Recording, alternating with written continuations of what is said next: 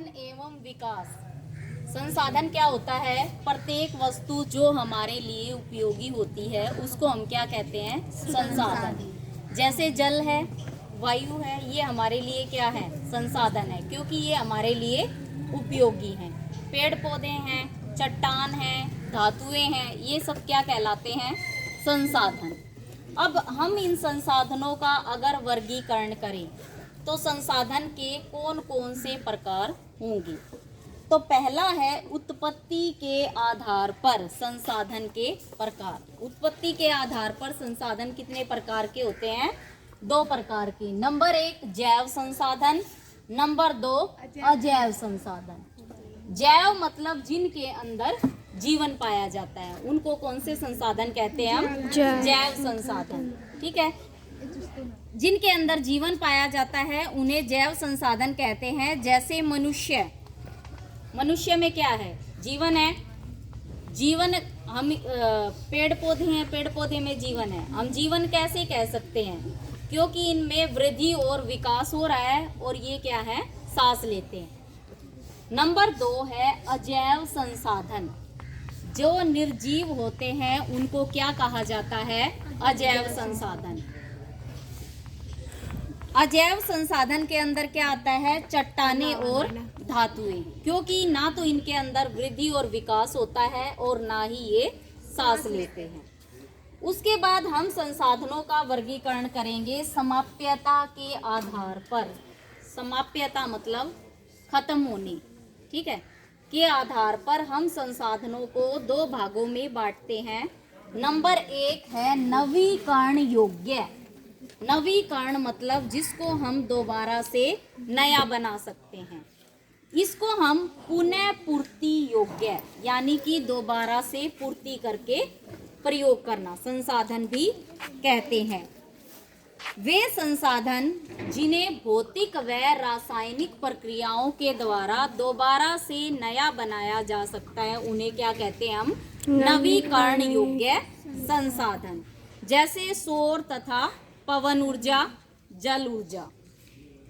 उसके बाद समाप्यता के आधार पे दूसरा पार्ट है अनवीकरण योग्य संसाधन। अनवीकरण योग्य यानी जिसको हम दोबारा से भौतिक या किसी भी रासायनिक प्रक्रिया के द्वारा नया नहीं बनाया जा सकते। जैसे खनिज और जीवाश्म ईंधन है, इनको बनने में क्या होता है? लाखों करोड़ों वर्ष लग जाते हैं। बनने में लाखों करोड़ों वर्ष लगते हैं, लेकिन प्रयोग करने में क्या है? ये तुरंत समाप्त हो जाते हैं। तो इनको अनवीकरण योग्य संसाधन कहते हैं।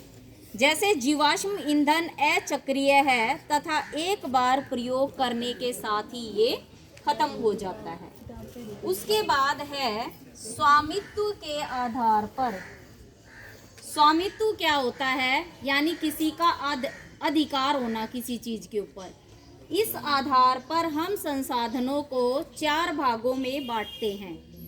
नंबर 1 है व्यक्तिगत संसाधन। व्यक्तिगत मतलब किसी व्यक्ति की पर्सनल संपत्ति, ठीक है, उसको कौन सा संसाधन कहते हैं हम? व्यक्तिगत संसाधन।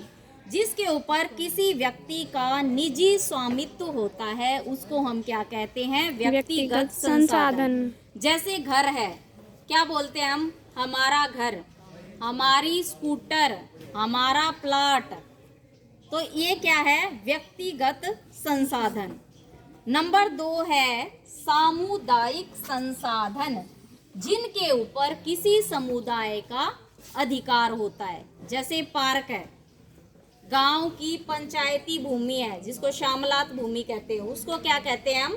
सामुदायिक संसाधन। नंबर 3 है राष्ट्रीय संसाधन, जिसके ऊपर किसी राष्ट्र का नियंत्रण होता है, उसको क्या कहते हैं हम? राष्ट्रीय संसाधन। क्या सुनना चाहिए? तकनीकी तौर पर देश में पाए जाने वाले सभी संसाधन राष्ट्रीय हैं। देश की सरकार को कानूनी अधिकार है कि वह व्यक्तिगत संसाधनों को भी आम जनता के हित के लिए अधिकार पूर्वक ग्रहण कर सकती हैं। जैसे हमारी सड़कें हैं, ठीक है, क्या लिखा होता है उनके ऊपर? राष्ट्रीय राजमार्ग संख्या 10, या राष्ट्रीय राजमार्ग संख्या 42, ठीक है।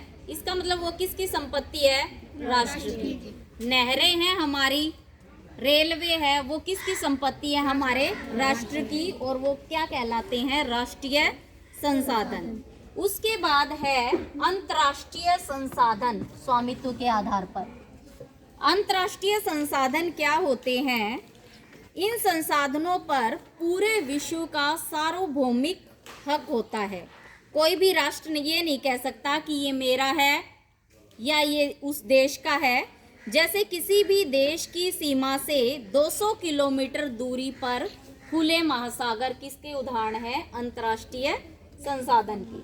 उसके बाद है विकास के आधार पर हम संसाधनों को कौन कौन से भागों में बांट सकते हैं। नंबर 1 है संभावी संसाधन। ये वे संसाधन हैं जो किसी प्रदेश में मौजूद होते हैं लेकिन इनका प्रयोग नहीं किया जा रहा। जैसे भारत में राजस्थान के अंदर क्या है? पवन ऊर्जा और सौर ऊर्जा की बहुत अधिक संभावना है, लेकिन उसका सही ढंग से विकास नहीं हुआ है। नंबर 2 है विकसित संसाधन। वे संसाधन जिनका निरीक्षण किया जा चुका है और उनके उपयोग की गुणवत्ता और मात्रा तय की जा चुकी है, उन्हें क्या कहते हैं?